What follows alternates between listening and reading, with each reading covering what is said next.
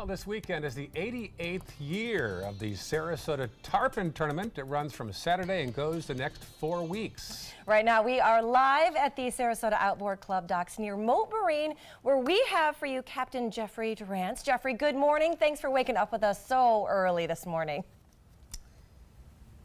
Good morning. That's part of tarpon fishing. We usually start about this time of day. Oh, that's true. This is your time of day. Now, you've been fishing nearly 40 years, I understand. What does this tournament mean to you, Captain? Well, it's number one, it's tremendously exciting fish to catch in the tarpon. And number two, the tournament really promotes the fishery that we have here in Sarasota, as well as the camaraderie with all of the folks that have been involved and all the good friends I've made over the years through fishing for tarpon. I like that. Well, I have been tarpon fishing one time, and I know from my experience that it is a fishing experience like no other, especially when they're coming out of the water. Do you find that tarpon fishing is a little bit different, or do you find that people that you have on your charters kind of fall in love with it the first time they experience it? Well, most folks, when they get on the boat, they've read about it, they've watched it on TV and studied it, and so they're really excited to start with. And then when they finally see the first school of fish, their feet are not even touching the deck. And then when they hook one, and most folks, even after all of that, are not ready for what happens when the line goes tight.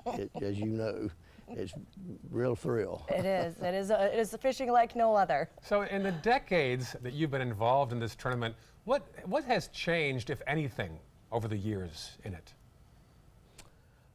Well, number one, the regulations on tarpon. Back in the day, you'd bring them in and kill them and hang them up on the dock. And the Sarasota Tarpon Tournament was in 1984-85 was one of the very first tournaments in the country of any kind to go all release. And so you could still take one if you wanted. And then there was a tarpon tag. You had to buy a $50 tag to kill one. And over the years, we obviously realized they're not eating them or anything, so why kill them? So we started releasing them a long time ago, and now the rules and regulations have changed to where if the tarpon's over 40 inches long, you can't even take him out of the water. So all the measurements and things are done with the fish laying by the boat in the water, not up on the deck. So that's probably the biggest change. Yeah. All right, very good. Hey, Captain Jeffrey, thank you so much for waking up with us this morning. Best of luck to you and the tournament over the weekend.